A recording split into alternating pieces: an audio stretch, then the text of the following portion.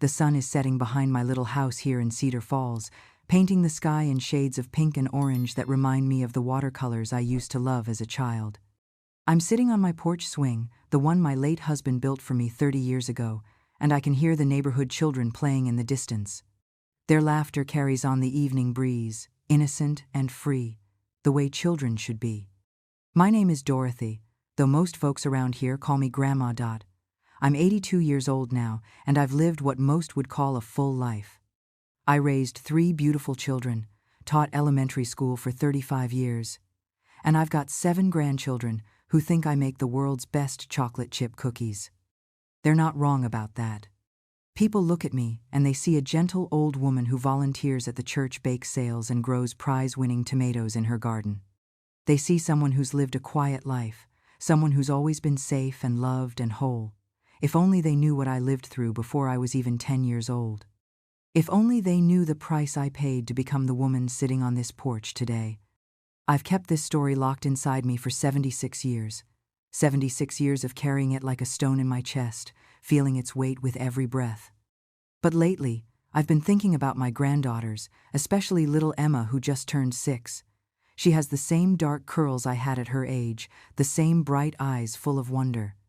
And I realize that my silence, the silence I've kept to protect myself, might not protect her, might not protect any of them. So, I'm going to tell you everything. Not because I want pity or because I need attention, but because somewhere out there, there's a child who needs to know they're not alone.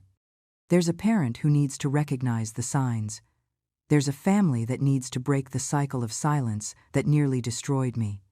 Before I begin, I want you to know that if you're watching from wherever you are in the world, you're not alone either. Whether you're in a big city or a small town like mine, whether you're young or old, whether you're surviving or thriving, your story matters. And if my story helps even one person, then these old bones will have done something worthwhile. I need to take you back now, back to 1948, to a little town in Ohio where a 6-year-old girl was about to learn that the world could be cruel in ways she never imagined. That town was called Millbrook, and it was the kind of place where everyone knew everyone, where doors were left unlocked, where children played outside until their mothers called them in for supper. It was supposed to be safe. That girl was me, and this is the story I've never told anyone, not even my dear husband Robert, who held me through so many nightmares without ever knowing their source. He passed 2 years ago, and I miss him every day, but I think he would understand why I need to do this now.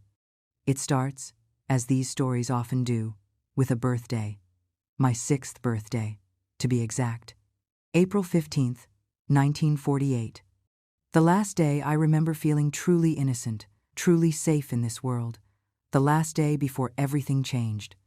I remember waking up that morning to the smell of cinnamon and sugar. Mama had made my favorite coffee cake, even though money was tight and sugar was still dear after the war. She was so young then, only 24 years old, barely more than a child herself, trying to raise me alone after Daddy died in the war. "There's my birthday girl," Mama said when she saw me, opening her arms wide. I flew into them, breathing in her scent of ivory soap and the vanilla extract she dabbed behind her ears because we couldn't afford perfume. She'd already set the table with our good dishes, the ones with the tiny roses painted on them. In the center sat my coffee cake with 6 candles waiting to be lit. "Make a wish, sweet girl," Mama said, striking a match. I closed my eyes tight and wished with all my might for a baby doll, the one I'd seen in the window of Henderson's store, the one with real hair and eyes that closed when you laid her down. That's when she told me about the visitor. Her eyes were shining with excitement, but there was something else there too, something I was too young to recognize. "I've got a surprise for you, Dorothy. We're having a visitor today, someone very special who wants to meet you. His name is Mr. Carl, and he's a very nice man. He might even have a present for you." A present. The magic word that made any 6-year-old's eyes light up. Looking back now, I can see how Mama's hands trembled slightly as she smoothed my hair, how her smile didn't quite reach her eyes. But then, all I could think about was the possibility of that baby doll. If I had known then what I know now, I would have run. I would have hidden. But I didn't know.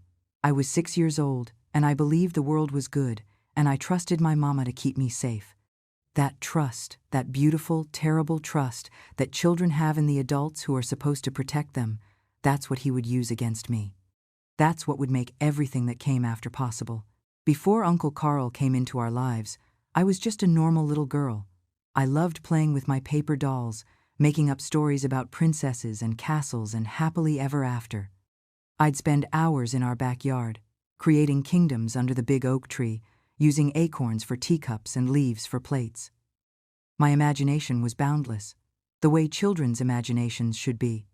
I was a dreamer, always had been. Mama used to find me talking to invisible friends, hosting tea parties for fairies I swore lived in the garden. "You've got your head in the clouds, Dorothy," she'd say, but never unkindly. She'd smooth my hair and smile that tired smile of hers. "Just like your daddy. He was a dreamer too." My biggest dream was to become a teacher, just like Miss Patterson at the elementary school. She wore pretty dresses and smelled like lavender, and she knew everything about everything. She could make numbers dance and letters sing. I'd practice in front of my stuffed animals, lining them up in rows and teaching them their ABCs with a ruler I'd use as a pointer.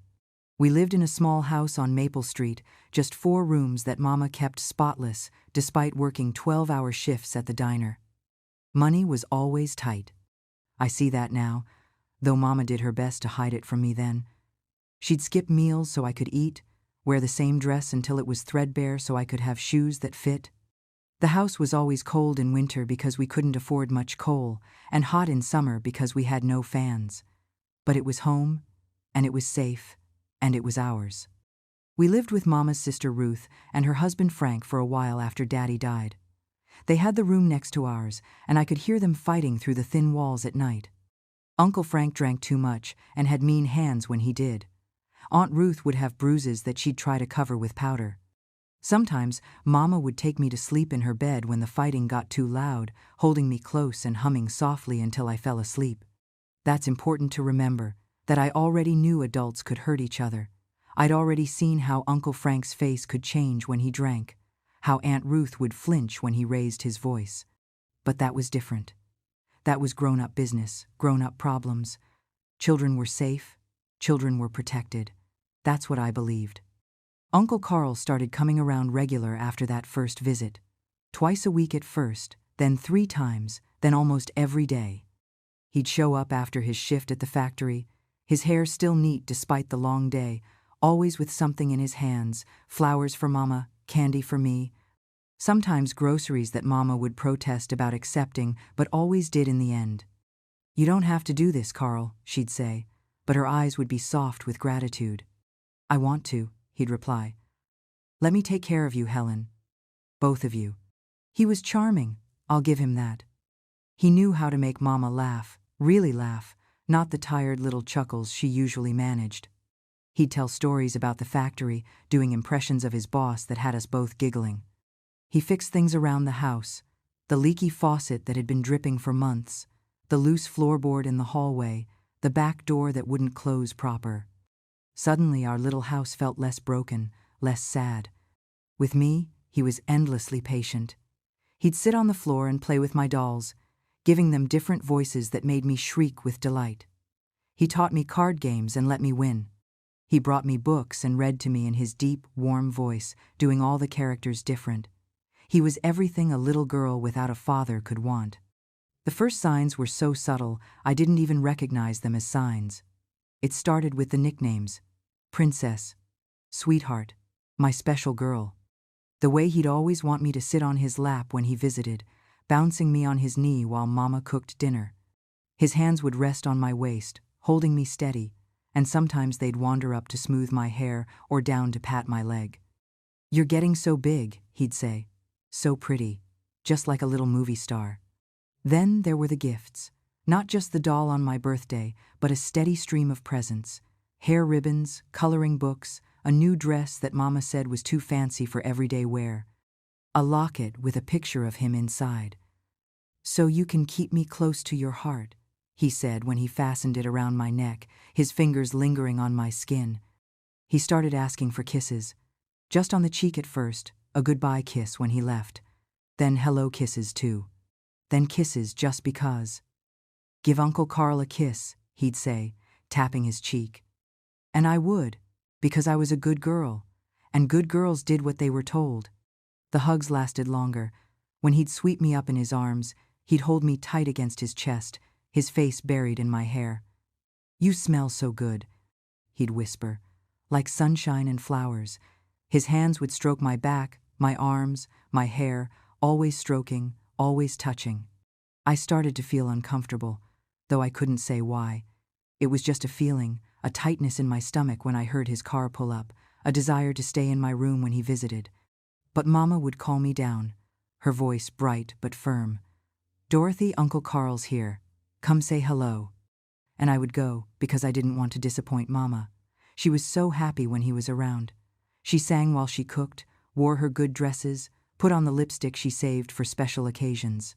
She looked younger, prettier, more like the mother in the photographs from before Daddy went to war. The first time I tried to tell someone, it was Aunt Ruth. We were alone in the kitchen, and she was showing me how to roll out pie dough.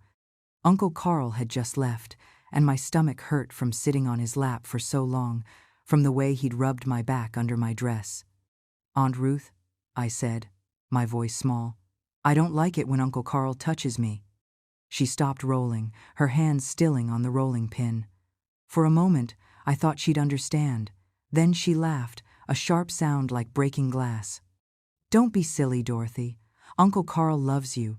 He's just being affectionate. But it feels funny. It makes my tummy hurt." She turned to me then, and her face was hard in a way I'd never seen before. "You listen to me, little girl. Your mama's got a chance at happiness with that man. A good man who wants to take care of you both. Don't you go making up stories and ruining it for her, you hear me?" I nodded, tears pricking my eyes. I wasn't making up stories. I wasn't. But the way she looked at me, the anger in her voice, made me feel like I'd done something wrong. "He's just being nice," she continued, her voice softer but still firm. "Some children don't know how lucky they are. You should be grateful." Grateful. That word would follow me for years. Be grateful for the attention. Be grateful for the gifts. Be grateful someone wants to be your daddy. Be grateful, be grateful, be grateful, until gratitude became just another word for silence. It was a Saturday afternoon in July when everything changed. I remember because Mama was working a double shift at the diner, and the house felt too quiet without her humming in the kitchen. The summer heat hung heavy in the air, making everything feel slow and sticky. Even the flies buzzing at the window seemed tired. Uncle Carl had offered to watch me, and Mama had been so grateful she'd almost cried. "You're sure you don't mind?" she'd asked him that morning. Already in her uniform, her hair pinned up neat. She was running late, trying to find her good shoes, the ones that didn't pinch her feet after 12 hours of running between tables. "Of course not," he'd said, smiling that smile that showed all his teeth. "Dorothy and I will have a grand time. Won't we, Princess?" I'd nodded, because that's what was expected. But my stomach was already starting to hurt. A whole day alone with Uncle Carl. No Mama to call me to help with dinner, no reason to go to my room, no escape. The house suddenly felt smaller, the walls closer together. Mama kissed my forehead, her lips cool and quick. "Be good for Uncle Carl," she said, the same thing she always said. "I'll bring home pie from the diner if there's any left." Then she was gone, the screen door banging shut behind her, and it was just Uncle Carl and me. He stood in the doorway watching her go, waiting until her figure disappeared around the corner. Then he turned to me, and something in his face was different. Not dramatically different, not like Uncle Frank when he'd been drinking, just different. Like a mask had shifted slightly, showing something underneath. "Well, Princess," he said, closing the door and turning the lock, "looks like it's just you and me." The click of that lock echoed in my head. We never locked the door during the day. Never. But I didn't say anything. I was already learning that questioning Uncle Carl made him unhappy. And when he was unhappy, Mama was unhappy. And when Mama was unhappy, the whole world felt wrong. He made us sandwiches for lunch, bologna and cheese with yellow mustard, cut into triangles the way I liked. We ate at the kitchen table, and he told me jokes that I laughed at, even though they weren't funny. He seemed relaxed, happy even, humming under his breath as he cleared the dishes. "You know," he said, drying his hands on Mama's dish towel, I've been thinking. You and I should have something special, just between us. All the best friends have secrets, don't they? I nodded slowly, though something cold was creeping up my spine. I know a secret game, he continued, leaning forward like he was sharing something wonderful. But you have to promise not to tell anyone. It's our special game, just for us. Can you keep a secret, Dorothy? I should have said no. Even at 6, something in me knew that secrets from Mama were bad. But he was smiling, and he'd been so nice to us, and I didn't want to be rude. I didn't want to be ungrateful, so I nodded. That's my good girl, he said, and those words made me feel both proud and sick. Let's go to the living room where it's more comfortable. The living room was dim, the curtains drawn against the afternoon sun. He sat on the couch, the one with the faded roses that Mama had covered with a throw blanket to hide the worn spots. He patted his lap. Come here, princess. I climbed up, the way I had so many times before, but this time was different. This time, his hands didn't stay on my waist. They moved slowly at first, like he was testing something, seeing how far he could go, up under my dress, touching my legs, my stomach. His breathing changed, got heavier, louder, like he'd been running. This is how people show they love each other, he said, his voice different now, rougher, like there was gravel in his throat. And I love you so much, Dorothy. You're my special girl. My perfect little girl. I froze. I didn't understand what was happening, but I knew it was wrong. Every part of my body was screaming that this was wrong. My skin felt too tight, like it wanted to crawl away. But I couldn't move, couldn't speak, couldn't breathe. I was a rabbit caught in headlights, a deer in the hunter's sight. Don't you love Uncle Carl? He asked, his hands still moving, still touching places no one had ever touched before. Show me you love me. Be a good girl for Uncle Carl. What happened next, even now, 76 years later, I can't fully describe it. The mind is merciful that way sometimes, blocking out the worst parts, leaving only fragments. I remember the smell of his cologne, sharp and sweet and suffocating. Old Spice, it was called. To this day, I can't smell it without feeling sick. I remember the rough fabric of his work pants against my legs. I remember staring at the wall, at the picture of Jesus that Mama had hung there, his kind eyes looking down at me. I remember wondering if he could see what was happening, if he would tell someone, if he would save me. I remember the weight of Uncle Carl, heavy and wrong. I remember sounds I didn't understand, movements that hurt in ways I couldn't explain.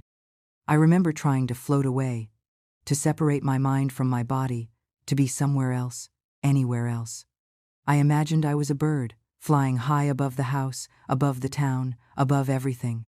I imagined I was invisible, that if I was very, very still, maybe I would disappear entirely. When it was over, he set me on the couch beside him, straightening my dress like nothing had happened. My body felt strange, disconnected, like it didn't belong to me anymore. There was pain, but worse than the pain was the feeling that something inside me had broken, something that could never be fixed. That was our special game, he said, his voice back to normal, friendly Uncle Carl again. He was smoothing his hair, straightening his tie, putting his mask back in place. Wasn't that nice? But remember, it's a secret. Good girls keep secrets. I nodded, mute. My throat closed up tight. I wanted to cry, but the tears wouldn't come. They were stuck somewhere deep inside, along with the scream that wanted to tear its way out of my chest. If you tell anyone, he continued, still smiling but with something cold in his eyes, they won't understand. They'll think you're a bad girl. They'll think you're dirty. They'll be angry with you. Your mama will be so disappointed. She might even send you away. You don't want to make your mama sad, do you? You don't want her to send you away. I shook my head hard. The thought of disappointing Mama, of making her sad when she was finally happy, of being sent away like some of the kids at school whose parents couldn't keep them, it was worse than anything. Where would I go? Who would want a bad girl, a dirty girl? That's my good girl, he said, pulling me close for a hug.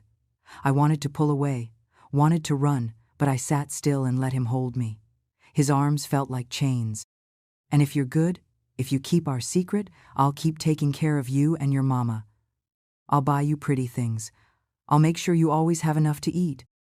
I'll make sure you have a home, but if you tell, he let the threat hang in the air like smoke. He took me to the bathroom then, cleaned me up with a wet washcloth. There, he said, like he was taking care of me, like he was being kind. All better. No one will ever know. This is just between us, princess. Our special secret. The rest of the day passed in a blur. He acted like nothing had happened, playing cards with me, reading me stories, making dinner for when Mama came home. He even let me help, standing me on a chair so I could stir the pot of soup on the stove. Anyone looking in the window would have seen a perfect domestic scene, a man taking care of his girlfriend's daughter, teaching her to cook, being a father figure. But I wasn't the same. I could feel it, the change inside me, like something had shifted and would never shift back. Colors seemed duller. Sounds seemed farther away. I moved through the afternoon like I was underwater, everything muffled and slow. When Mama walked through the door, tired but smiling, he was the perfect gentleman. He helped her with her coat, rubbed her shoulders, had dinner ready and waiting. "How was she?" Mama asked, kissing my forehead. I tried not to flinch. "Perfect," Uncle Carl said, winking at me. "She's always perfect. We had a wonderful day, didn't we, Dorothy?" I nodded, the lie bitter on my tongue. "That's my girl," Mama said, sinking into her chair. "I don't know what I'd do without you, Carl. You're so good to us." They talked about grown-up things over dinner, her day at the diner, his work at the factory, the new family moving in down the street. I pushed my soup around my bowl, my stomach too twisted to eat. But when Mama noticed, Uncle Carl was quick with an excuse. "We had a big lunch," he said. "I'm afraid I spoiled her appetite. You know I can't say no to this face."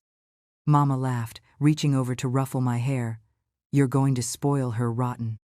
If only she knew how right she was. If only she knew what kind of spoiling he meant. That night, I tried to tell her. I waited until she was in bed, then crept down the hallway in my nightgown, my bare feet silent on the wooden floor. I climbed into her bed, curling up against her warmth. "Mama," I whispered into the darkness. "What is it, baby?" Her voice was sleepy, soft. She smelled like coffee and the lavender soap from the diner's bathroom. "Uncle Carl," I started, but the words stuck in my throat. How could I explain? What words did I even have for what had happened? I was 6 years old. I knew words like hurt and scared and bad, but I didn't have words for what he'd done. I didn't have words for the kind of touching that left no visible marks but changed everything. "What about Uncle Carl?" she yawned, pulling me closer. He played a game with me." "That's nice, sweetie. He's so good with you." Another yawn. "What kind of game?" My heart was pounding so hard I was sure she could feel it. A secret game. He said not to tell. I felt her stiffen slightly. For a moment, I thought she understood. Then she relaxed again, pressing a kiss to the top of my head. "Oh, honey, everybody has little secrets. Maybe he's planning a surprise for us. You know how thoughtful he is. Now go to sleep. Tomorrow's Sunday, and we're going to church." I wanted to say more, wanted to find the words to make her understand. But I remembered what he'd said about making her sad, about being a bad girl, about being sent away. And I could feel how tired she was, how her breathing was already deepening toward sleep. She worked so hard, my mama, worked so hard to keep us fed and clothed and safe. How could I take away the one thing that was making her life easier? So I stayed quiet, lying there in the dark, feeling like I was drowning in silence. The weight of the secret pressed down on me like a stone on my chest. I could hear the clock ticking in the hallway, counting off the seconds of my new life. The life where I knew things I shouldn't know, where I had secrets I couldn't tell, where I was different from other little girls in ways I couldn't explain. I didn't sleep that night. I lay there watching the shadows move across the ceiling, feeling the soreness in my body, the wrongness in my heart. I thought about the bird I'd imagined being, flying away. I thought about the picture of Jesus on the wall, wondering why he hadn't helped me. I thought about Uncle Carl's hands and his smell and his weight, and I thought I might be sick. But mostly, I thought about how I was going to pretend to be the same Dorothy tomorrow. How I was going to smile and play and be a good girl when I felt like I was full of broken glass. How I was going to keep this secret that was already eating me alive from the inside out. Because that's what good girls did. They kept secrets. They didn't make their mamas sad. They were grateful for what they had. They didn't complain. And I was a good girl, even if being good was killing me. The games became a regular thing after that first Saturday. Uncle Carl was clever about it, patient in the way predators always are. He didn't push too hard, too fast. Some days he'd just be regular Uncle Carl, playing cards with me, helping with homework, being the perfect father figure. Those days were almost worse than the bad days because they gave me hope. Maybe it had been a one-time thing. Maybe I'd imagined how bad it was. Maybe he really did love us, and just didn't know how to show it proper. But then Mama would have to work late, or she'd need to visit sick Aunt Ruth, or she'd have to go to the market, and Uncle Carl would volunteer to watch me. "Don't you worry about a thing, Helen," he'd say, that smile spreading across his face. "Dorothy and I will be just fine."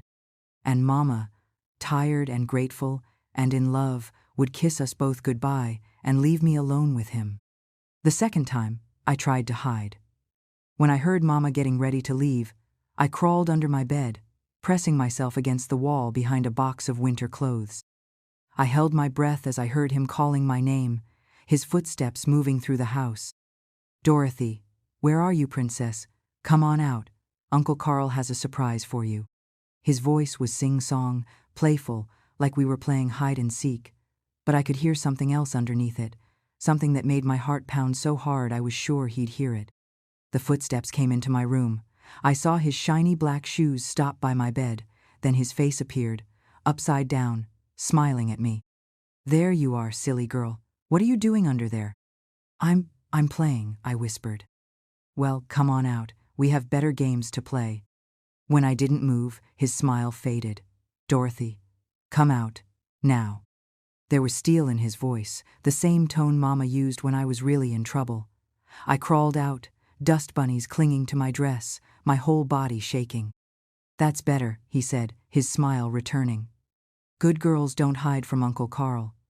Good girls are grateful for attention. Aren't you grateful, Dorothy?" I nodded, my throat too tight to speak. "Say it." I'm grateful. That's my girl." That day was worse than the first. He was angry about me hiding, though he didn't say so directly. Instead, he was rougher, held me tighter, didn't stop when I whimpered. Afterward, he made me sit on his lap while he explained how disappointed he was. "I do so much for you and your mama," he said, his arms around me like a cage. "I buy you nice things. I make sure you have food. I fixed your roof last week, didn't I? And this is how you repay me. By hiding, by acting like I'm some kind of monster." Tears were running down my face, but I didn't make a sound. I'd already learned that crying made him angrier. "If you don't want to be my special girl anymore, just say so. I'll leave. Your mama will cry, but I'll leave. You'll have to go back to eating beans every night. Your mama will have to work even more hours. Maybe she'll get sick from working so hard. Maybe you'll lose this house. Is that what you want?" "No," I whispered. "No what?" "No, Uncle Carl." "Then you need to be a good girl. No more hiding. No more making me hunt for you like you're afraid of me. Because if you're afraid of me, that means you think I'm bad. And if you think I'm bad, then maybe I should go." "Should I go, Dorothy?" "No, please don't go." "Then what do you say?" "I'm sorry." "Sorry for what?" "For hiding, for being ungrateful." "That's better. Now give Uncle Carl a kiss, and we'll forget all about this." I kissed his cheek, tasting salt from my own tears. The cycle was established after that. He'd hurt me, then he'd explain why it was my fault, then he'd remind me of everything I'd lose if I told. Sometimes he'd cry afterward, real tears, telling me how much he loved me, how he couldn't help himself because I was so special, so perfect. Those times were confusing because part of me wanted to comfort him, to tell him it was okay. That's how twisted up he got my mind. He started giving me rules. Good girls sit still. Good girls don't cry. Good girls smile when Uncle Carl comes over. Good girls give kisses without being asked. Good girls are grateful. Good girls keep secrets. I became an expert at following the rules. I'd see his car pull up and force my face into a smile. I'd climb onto his lap without being asked. I'd kiss his cheek hello and goodbye. I'd thank him for the gifts he brought, coloring books I never opened, candy that tasted like ash, dresses that felt like costumes for a play I didn't want to be in. Mama was so happy. That's the part that still breaks my heart. She'd look at us, Uncle Carl reading to me sitting quiet and still beside him, and her face would light up. "Look at you two," she'd say, "thick as thieves. I'm so glad you get along so well." If only she knew what kind of thieves we were. Him stealing my childhood, me stealing her chance at the truth with every lie I told, every smile I faked, every time I said, "Yes, Mama, Uncle Carl and I had a nice time." School became my escape, the only place where Uncle Carl couldn't reach me. But even there, I was different now. I couldn't play with the other girls, couldn't join in their games of house or their whispered conversations about which boys they thought were cute. When they complained about their fathers making them eat vegetables or their brothers pulling their hair, I wanted to scream. "You don't know how lucky you are. You don't know what real fear is." Miss Patterson noticed the change in me. She kept me after class one day, sitting on the edge of her desk, her kind face creased with worry. "Dorothy, sweetheart, you used to be one of my brightest students, always raising your hand, always eager to learn. But lately, you seem so far away. Is everything all right at home?" I stared at my shoes, scuffed despite Mama's efforts to keep them polished. How could I explain that I was far away, that I'd learned to float outside my body, to go somewhere else in my mind where Uncle Carl couldn't follow? "Yes, ma'am," I said, the lie automatic now. "Everything's fine. Your grades are slipping. You don't play at recess. The other teachers have noticed too." My heart jumped. If the teachers were noticing, if they told Mama, if Mama got upset. "I'll do better," I said quickly. "I promise. I'll raise my hand more. I'll play at recess." Miss Patterson sighed. "That's not Dorothy. If someone is hurting you, you can tell me. That's my job, to keep you safe." For a moment I almost did. The words were right there, pressing against my teeth, wanting to spill out. "Uncle Carl touches me. He makes me do things. He hurts me. Help me. Please help me." But then I thought about Mama's smile. I thought about the electricity bill that Uncle Carl had paid last month. I thought about the way he'd looked at me when he said, "No one will believe you anyway. A respected man like me, a strange little girl like you, who do you think they'll trust?" "No one's hurting me," I said. "I'm just tired. Mama works late sometimes." Miss Patterson studied me for a long moment. Then she opened her desk drawer and pulled out a piece of paper. "I want you to take this home to your mother," she said. "It's just a note asking for a conference. Nothing bad, I promise. I just want to check in with her." I took the note, but I knew it would never reach Mama. I tore it up on the walk home, letting the pieces flutter into the creek behind the school. Another secret, another lie. Another brick in the wall I was building between myself and the rest of the world. The holidays were the worst. Thanksgiving, Christmas, New Year's, times when families were supposed to be together, when Uncle Carl was at our house even more than usual.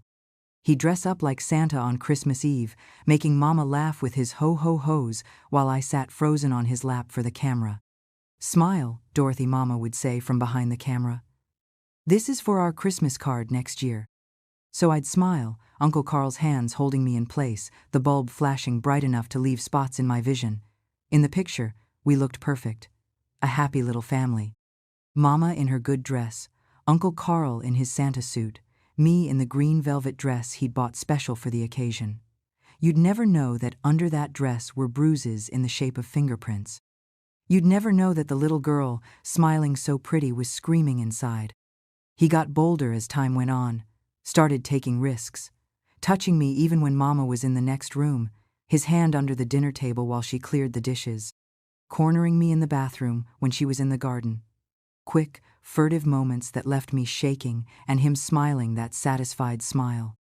"You're getting so good at our games," he'd whisper. "Such a good secret keeper. Such a perfect little girl." Perfect. I was starting to hate that word. Perfect meant silent. Perfect meant still. Perfect meant letting him do whatever he wanted, because perfect girls didn't cause trouble, didn't make waves, didn't destroy their mother's happiness. One night, I heard them talking. I was supposed to be asleep, but the nightmares had started by then, dark dreams full of hands and weight and suffocating cologne, and I was afraid to close my eyes. Their voices drifted up through the heating grate in my floor. "I love her like she's my own," Uncle Carl was saying. "You know that, don't you, Helen? I love that little girl." "I know," Mama said, and I could hear the tears in her voice. "She needs a father. She deserves a father. I want to be that for her. For both of you. Make it official." My blood turned to ice. Official? Did he mean? "Carl, are you?" "I'm saying I want to marry you, Helen. Want to adopt Dorothy. Make us a real family." No, no, no, no, no, no. If he married Mama, if he became my legal father, there would be no escape. He'd have every right to be alone with me, to control me, to… Oh, Carl, Mama was crying now, happy tears. Yes, of course, yes. I pressed my face into my pillow to muffle my sobs. It was over. Whatever tiny hope I'd held that this might end, that he might get tired of us and leave, that Mama might see through him, it was gone. He was going to be my father. Legally, officially, forever. And there was nothing I could do to stop it. The wedding was set for spring. Mama threw herself into planning with a joy that made my chest ache. She'd cut pictures from magazines, showing me dresses and flowers and cakes like I should be excited too. "You'll be my maid of honor," she said, holding up a picture of a little girl in a pink dress. "Won't that be special?" I nodded and smiled because that's what she needed from me. But inside, I was counting down the days like a prisoner waiting for execution. The signs were all there for anyone who wanted to see them. I'd lost weight, my dresses hanging loose on my frame despite Mama taking them in twice. Dark circles shadowed my eyes from the nightmares that woke me gasping in the dark. I'd started pulling out my hair, leaving thin patches I tried to hide with creative braiding. Mrs. Henderson from next door noticed. She was hanging laundry one afternoon when I was sitting on our back steps, trying to make myself invisible while Uncle Carl fixed something in the garage. "Dorothy, honey," she called over the fence. "You feeling all right? You look peaked." Before I could answer, Uncle Carl appeared behind me, his hand heavy on my shoulder. "She's fine, Mrs. Henderson," he said, his voice friendly but firm. "Just growing pains. You know how it is with kids." Mrs. Henderson's eyes narrowed slightly, moving from his hand on my shoulder to my face. For a moment, I thought she might say something more. Then she shrugged and went back to her laundry. "Kids," she muttered. "Always something." That night, Uncle Carl was rougher than usual. "You need to be more careful," he said afterward, straightening my dress with sharp tugs. "People are starting to notice." "You don't want them asking questions, do you?" "Questions upset your Mama." I shook my head, mute. "Then you need to eat. You need to smile. You need to act normal. Can you do that?" I nodded. "Good girl." Even our family doctor looked the other way. Mama took me in for a checkup before the wedding, worried about my weight loss. Dr. Morrison was old, with spotted hands and breath that smelled like cigarettes. He examined me while Mama waited outside, his stethoscope cold against my chest. "Any pain anywhere?" he asked, not really looking at me. "Yes," I wanted to say. "Yes, everywhere, inside and out. Pain in places I don't have names for." "No, sir," I said instead. He noticed the bruises on my thighs, had to have noticed. They were purple and green, perfect fingerprints against my pale skin. His hands stilled for just a moment. Then he pulled my dress back down and made a note on his chart. "Growing children can be clumsy," he said, loud enough for Mama to hear through the door. "Nothing to worry about. Perhaps some iron supplements for the fatigue." He knew. He had to have known. But he wrote a prescription and sent us on our way, another adult who found it easier to look away than to see. The worst was my grandmother. Mama's mother lived 2 towns over, and we visited her once a month. Grandma Rose was sharp-eyed and sharp-tongued, never one to mince words. She'd never liked Uncle Carl, called him that man with a twist to her mouth like she'd tasted something sour. One Sunday after church, while Mama and Uncle Carl were talking to the pastor, Grandma pulled me aside in her kitchen. "You've gone quiet as a mouse," she said, studying me with those sharp eyes. "That man treating you right?" My heart pounded. Here was my chance. Grandma was strong, stronger than Mama. She might believe me. She might help. I started, then stopped. The words tangled in my throat like barbed wire. He what? Grandma's voice was gruff, but her hand on my shoulder was gentle. He plays games with me, I whispered. Secret games. I don't like them. Grandma's face went very still. For a long moment, she just looked at me. Then she sighed, a sound like all the air leaving a balloon. Men and their games, she said finally. Your grandpa had his ways too. That's just how men are, Dorothy. You'll understand when you're older. My stomach dropped. But Grandma, no buts. Your mama's happy for the first time since your daddy died. That man puts food on your table and clothes on your back. You think about that before you go making up stories. I'm not making up. Enough. Her voice was sharp now, final. You're a big girl now. Time to stop being selfish. Your mama deserves happiness. And if that means you have to put up with some attention you don't like, well, that's a small price to pay. Lord knows I paid it. My mother paid it. That's what women do. We endure. She sent me back to Mama with a peppermint and a warning to be grateful for what you have. I never tried to tell her again. Even at school, where I spent so much time trying to be invisible, people noticed but didn't act. There was the day I couldn't sit still during arithmetic, shifting constantly in my seat, trying to find a position that didn't hurt. Tommy Miller, the boy who sat behind me, poked me with his pencil. What's wrong with you? He whispered. You're wiggling like you got ants in your pants. Leave me alone, I hissed back. Dorothy and Tommy, is there a problem? Miss Patterson asked. Dorothy keeps moving around, Tommy complained. I can't concentrate. Miss Patterson's eyes found mine, and something in them softened. Dorothy, would you like to go to the nurse? I shook my head. The nurse would ask questions. Questions led to examinations. Examinations led to Uncle Carl finding out I'd caused trouble. Then please try to sit still, Miss Patterson said gently. But she kept glancing at me the rest of the lesson, her forehead creased with worry. After class, she kept me back again. Dorothy, I'm going to ask you something, and I need you to be honest with me. Is someone hurting you? The word yes was right there, burning on my tongue. But then I remembered Grandma's words. We endure.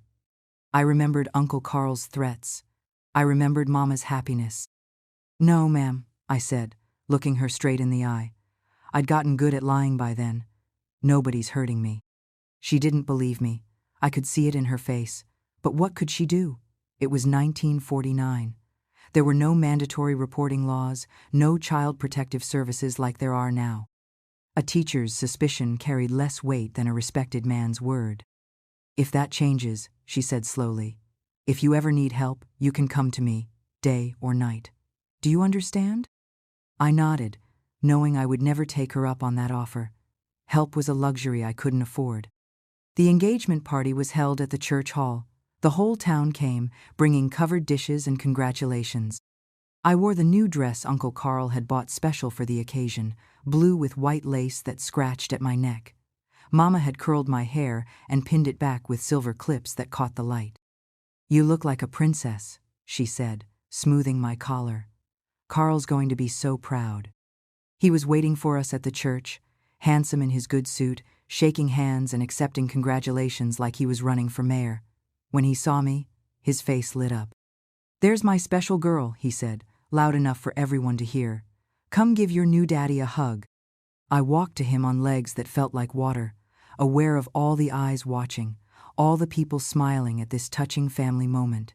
He swept me up in his arms, holding me tight against his chest.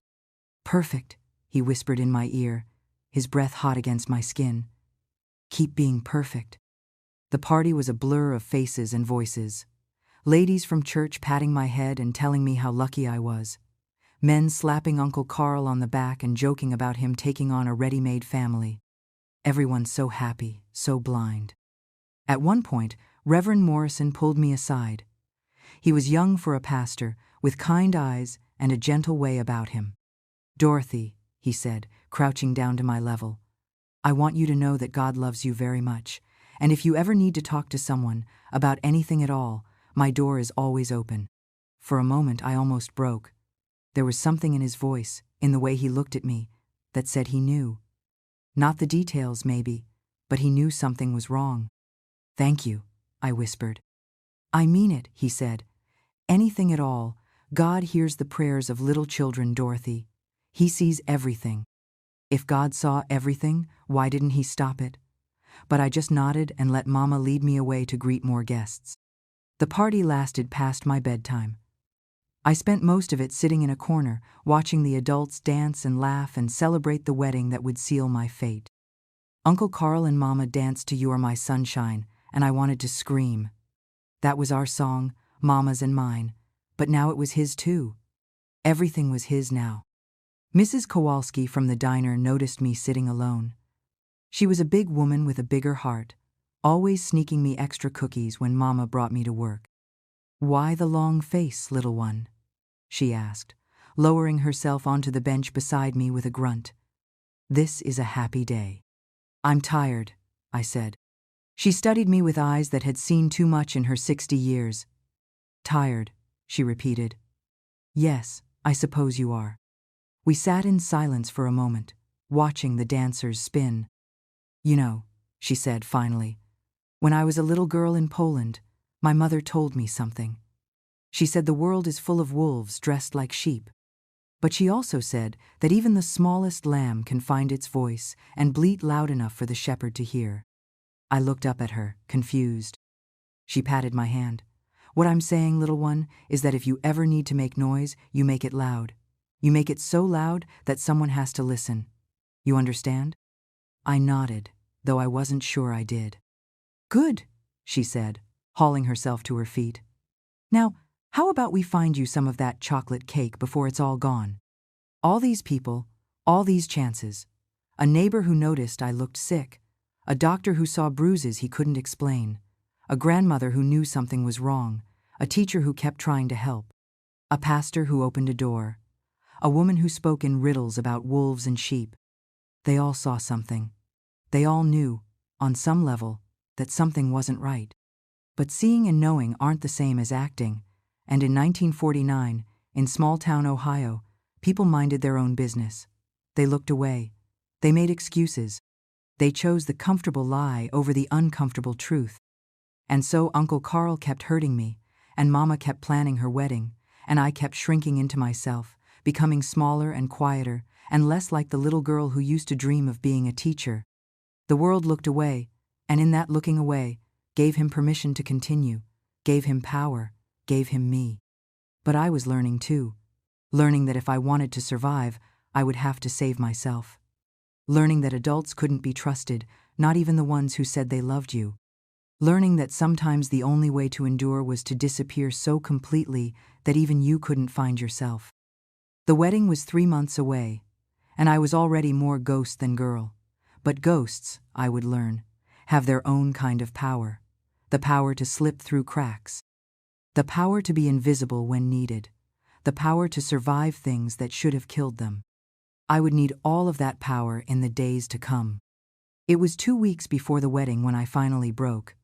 Uncle Carl had been staying over more often, helping with wedding preparations, he said, though mostly he was establishing his presence in our house. His shaving kit in the bathroom, his coffee mug on the shelf, his shoes by the door, marking his territory like a dog. That night, Mama had gone to bed early with one of her headaches. Uncle Carl was supposed to be sleeping on the couch, keeping things proper until the wedding. But I woke to my bedroom door creaking open, his silhouette filling the doorway. "Special game time, princess," he whispered. Something in me snapped. Maybe it was the wedding dress hanging in Mama's closet, white and pure and mocking. Maybe it was the way he had called me daughter at dinner, trying the word out like a new shirt. Maybe it was just that I could not stand one more night, one more game, one more lie. "No," I said. The word hung in the air between us like a challenge. I had never said no before. Never refused. Never fought back. "What did you say?" His voice was soft, dangerous. "No," louder this time. "I do not want to play anymore." He moved into the room, closing the door behind him with a quiet click. "I do not think you understand, Dorothy. Good girls do not say no. Good girls." "I am not a good girl." The words exploded out of me. I hate you. I hate your games. I hate. His hand covered my mouth, cutting off my words. But something wild had woken up inside me. I bit down hard, tasting blood. He jerked back with a curse, and I scrambled out of bed, heading for the door. He caught me before I could reach it, his arms like iron bands around my waist. I kicked and scratched and fought like a feral cat, not caring about being quiet anymore, not caring about being good. "Stop it," he hissed. "You will wake your mother." "Good," I screamed. "Mama, Mama." The sound of footsteps in the hallway.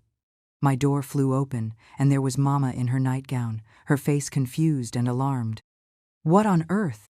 "She had a nightmare," Uncle Carl said smoothly, still holding me but making it look like comfort instead of restraint. Woke up screaming. I heard her from the living room and came to help. "No." I struggled in his arms. "He is lying. He came in here. He was going to." "Shh, baby," Mama said, coming to take me from him. "It is okay. It was just a bad dream." It was not a dream. I was sobbing now, hysterical. "He hurts me, Mama. He has been hurting me." Mama went very still. In the lamplight, I could see her face change, something flickering in her eyes. For one moment, one beautiful, terrible moment, I thought she believed me. Then Uncle Carl spoke, his voice sad and understanding. "Helen, I told you this might happen. Kids from broken homes sometimes have trouble adjusting to new father figures. My cousin is a child psychologist in Columbus. Maybe we should." "I am not making it up," I screamed. "Tell her. Tell her about the games. Tell her what you do." "Dorothy, sweetheart," Uncle Carl said, and his voice was so gentle, so concerned. "I know you are scared about the wedding, about things changing, but making up stories. I am not making it up." I turned to Mama, grabbed her nightgown with desperate hands. "Please, Mama, please believe me. He touches me. He makes me do things. In the living room, in my room, in the—" "That is enough," Mama said, and her voice was sharp like a slap. "Dorothy Marie, that is enough." The world stopped. She did not believe me. My own mother did not believe me. "But Mama." "No buts. You are upset about the wedding. You are confused. You are." Her voice cracked slightly. "You are being cruel. Carl has been nothing but good to us. How dare you say such terrible things?" "Helen," Uncle Carl said softly, "it is not her fault. She is just a child, a confused, frightened child. We will get her help." "I do not need help," I sobbed. "I need you to believe me. Mama, please, I am telling the truth." Mama's face was stone, but her hands, I noticed, were shaking. "Go to bed, Dorothy. We will discuss this in the morning." "Mama." "Go to bed." I ran to my room, slamming the door behind me. Through the thin walls, I could hear them talking. Uncle Carl's voice low and reasonable, Mama's getting higher and more upset. I pressed my ear to the wall. "Children sometimes make these accusations," he was saying. "It is a cry for attention. She is jealous of our relationship, afraid of losing you. Those are serious accusations, Carl. If anyone else heard her say those things." "I know. That is why we need to handle this carefully, get her help, show everyone we are taking it seriously, but that we know it is just a troubled child acting out." She seemed so convinced. The things she said. "Helen." His voice was firm now. "Do you really think I am capable of that? Have I ever given you any reason to doubt me? Ever?" A long silence. Then Mama's voice, small and defeated. "No. No, of course not. I love that little girl like she is my own. It breaks my heart that she thinks. But we will get through this. As a family." I heard Mama crying then, and Uncle Carl comforting her, and I knew it was over. She had chosen him, chosen believing him over believing me, chosen her happiness over my truth. I did not sleep that night. I sat on my bed, knees drawn up to my chest, waiting for morning, waiting for Uncle Carl to come back, waiting for something, anything to change. But morning came like any other. Mama made breakfast, her eyes red-rimmed but her manner determined. Uncle Carl sat at the table reading the paper like nothing had happened. And I understood that we were all going to pretend. Pretend last night was just a nightmare. Pretend I was just a confused little girl. Pretend our family was perfect. Dorothy? Mama said as I picked at my eggs. Uncle Carl has found a nice doctor in Columbus. Someone who helps children with problems. You will go see him next week. I do not have problems, I said dully. Do not argue with your mother, Uncle Carl said, not looking up from his paper. And just like that, I became the problem. Not what he did to me, not the secrets we kept, not the lies we told, me. I was the problem that needed fixing. The doctor in Columbus was named Dr. Hartman. He had a fancy office with leather chairs and diplomas on the wall. He asked me questions about my dreams, about school, about how I felt about the wedding. He never asked if Uncle Carl was hurting me, never asked why I had made those accusations, just lots of questions about my feelings and my behavior and my adjustment issues. Uncle Carl had chosen well. Dr. Hartman already believed I was a troubled child before I walked in the door. Nothing I said would change that. She is suffering from anxiety about the changes in her family structure, Dr. Hartman told Mama and Uncle Carl after 3 sessions. Some children create elaborate fantasies as a coping mechanism. With time and stability, she will adjust.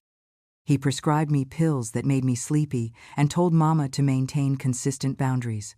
In other words, do not believe her, do not listen to her, medicate her until she is quiet. But something had changed in me that night. I fought back. The wild thing that had woken up would not go back to sleep. I started planning. Not running away. Where would a 7-year-old girl go? But resistance. Small acts of defiance that kept me sane. I hid the pills instead of taking them, tucking them into a hole in my mattress. I started keeping a diary, hidden under a loose floorboard in my closet, writing down dates and times and what he did. Evidence, though I did not know who I thought would read it. Most importantly, I started watching Uncle Carl, really watching him, learning his patterns, his moods, his weaknesses. He drank more when he was stressed. He got careless when he was angry. He was vain about his reputation in town. Information was power, even for a 7-year-old girl, and I was going to need all the power I could get. The wedding was a week away when Mrs. Kowalski from the diner pulled me aside after church. She pressed something into my hand, a small card with a phone number. My niece, she said quietly. She lives in Cleveland. She helps children who need to get away. You remember what I told you about making noise? I nodded. Sometimes the shepherd is too far away to hear. Sometimes you need to run to where the shepherd can find you. Before I could ask what she meant, she was gone, bustling away to talk to other churchgoers. I looked at the card. Just a name, Anna Kowalski, and a phone number. I memorized it and hid the card with my diary. 3 days before the wedding, I made my decision. Uncle Carl was taking Mama to pick up her dress from the seamstress. They would be gone for hours. I waited until their car disappeared around the corner, then went to the phone. My hands shook as I dialed. It rang once, twice, 3 times. Hello? A woman's voice, younger than Mrs. Kowalski but with the same accent. Is this Anna? Yes. Who is this? My name is Dorothy. Your aunt gave me your number. She said you help children. A pause. Then very gently, tell me what is happening, Dorothy. So I did. For the first time, I told someone who actually listened. I told her everything, the games, the threats, the wedding, the doctor who did not believe me. The words poured out like water from a broken dam. How old are you, Dorothy? 7. I heard her sharp intake of breath. And this man? He is marrying your mother? In 3 days. Listen to me very carefully. Can you get to the bus station? Do you have any money? I have $3 saved from my birthday. That is enough. There is a bus to Cleveland tomorrow at 2 p.m. Can you get on it? My heart was hammering. What about Mama? Your mama made her choice, sweetheart. Now you need to make yours. Can you get on that bus? Yes. Good. I will be waiting at the Cleveland station. I will be wearing a red coat. We will figure out what to do from there. What if he finds me? Then we will deal with that too. But Dorothy, you are very brave, braver than you know. I hung up the phone and went to pack. Not much: clothes, my diary, the doll from my 6th birthday that I could not bear to leave behind, even though touching it made me sick. I hid the bag under my bed and waited. The next morning, Mama was distracted with last-minute wedding preparations. Uncle Carl was at work. I told Mama I was going to play at the park, and she barely looked up from her list. "Be back for lunch," she said. I looked at her one last time. My Mama, who I loved more than anything, who had chosen not to believe me, who was marrying a monster. Part of me wanted to try one more time, to beg her to see the truth. But I knew it would not matter. She had made her choice. Now I was making mine. "Bye, Mama," I said. "Bye, baby. Be good." I walked out the door and did not look back. The bus station was 12 blocks away. I had $3 in my pocket, a bag of clothes, and a phone number memorized. I was 7 years old, and I was saving myself because no one else would. The walk to the station felt like the longest of my life. Every car that passed might be Uncle Carl. Every person who looked at me might stop me, ask where my mother was, send me home. But I kept walking, one foot in front of the other, until I saw the Greyhound sign. I bought my ticket with shaking hands. The clerk barely glanced at me. In 1949, it was not unusual for children to travel alone to visit relatives. "Cleveland," I said. "One way." The bus was nearly empty. I sat in the back, clutching my bag, watching the clock. 1:45, 1:50, 1:55. That is when I saw Uncle Carl's car pull up outside the station. He got out, his face like thunder, and started toward the door. Someone had seen me. Someone had told. My heart stopped. But then the bus engine roared to life. The driver closed the doors, and as Uncle Carl reached the platform, we pulled away. I saw his face through the window, saw him running alongside the bus, saw his mouth moving in shouts I could not hear. Then we turned the corner, and he was gone. The town was gone. My old life was gone. I was free. Anna Kowalski was waiting at the Cleveland station, just like she promised, a young woman in a red coat with kind eyes and steady hands. She took one look at me, small and scared and clutching my bag, and understood everything. "You are safe now," she said, and for the first time in over a year, I believed it might be true. The next years were hard. There is no pretty way to say it. Anna worked with an organization that helped children like me, children who had been hurt in ways the world did not want to acknowledge. I lived in a group home at first, then with a foster family who specialized in damaged children. That is what I was: damaged goods, broken merchandise, a 7-year-old who knew too much and trusted too little. Healing does not happen overnight. It happens in tiny moments. The first night I slept without nightmares. The first time I let my foster mother hug me without flinching. The first time I played with other children without feeling like I was wearing a mask. I went to school. I learned to read and write and do arithmetic like nothing had ever happened. But I also went to therapy with a woman named Dr. Sarah, who actually listened, who believed me, who taught me that what happened was not my fault, that Uncle Carl was sick, not me. That surviving did not make me bad or dirty or broken beyond repair. I never saw Mama again. She tried to find me at first. Anna told me about the phone calls, the letters, the private detective Uncle Carl hired. But the organization was good at keeping children hidden when they needed to be. Eventually, the calls stopped. I heard later that they moved away, started fresh in another town where no one knew about the girl who had run away 3 days before the wedding. Years passed. I grew up careful but not broken. I finished school, went to college on a scholarship, became a teacher like I had always dreamed. I met Robert when I was 25, a gentleman who worked with his hands and never raised his voice. When I finally told him about my childhood, terrified he would see me as damaged goods, he held me while I cried and said, "You are the strongest person I know." We built a life together, had children, made a home filled with laughter and safety and all the things I had thought I would never have. I taught hundreds of children over the years, and I watched for the signs. The too quiet ones, the ones who flinched, the ones whose smiles did not reach their eyes. I could not save them all, but I saved some, pulled them aside, asked the right questions, made the calls that needed to be made, broke the silence. When I was 60, a letter found me. Mama was dying, it said. Cancer.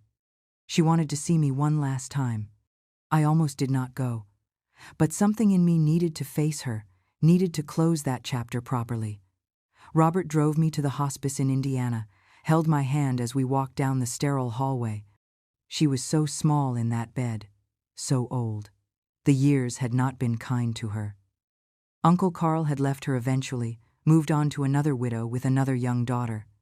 She had lived alone for decades, the letter said. Never remarried.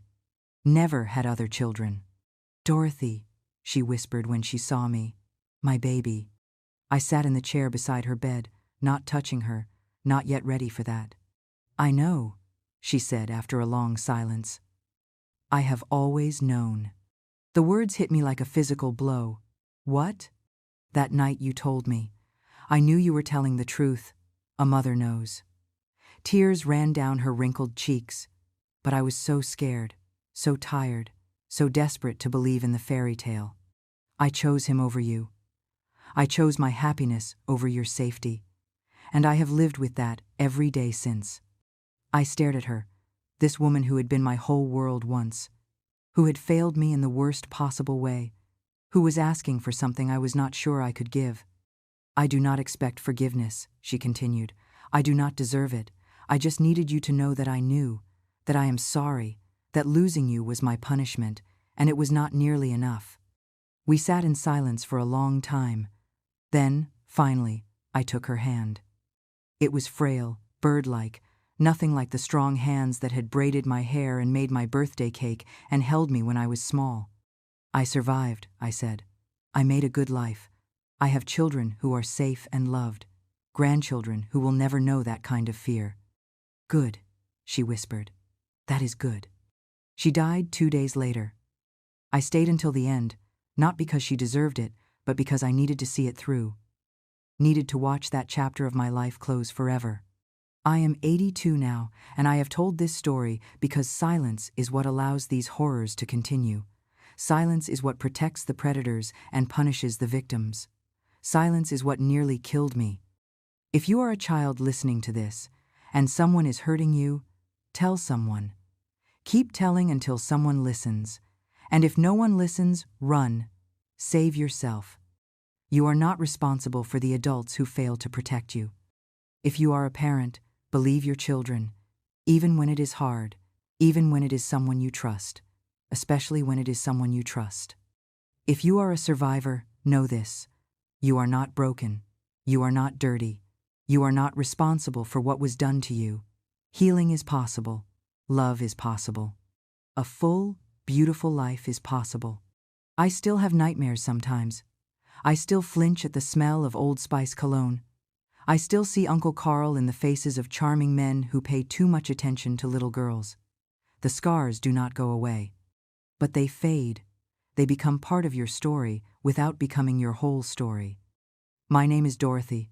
I was abused as a child. I survived. I thrived. I loved and was loved in return. I raised children who never knew that kind of fear. I broke the cycle. And now, finally, I have broken the silence too.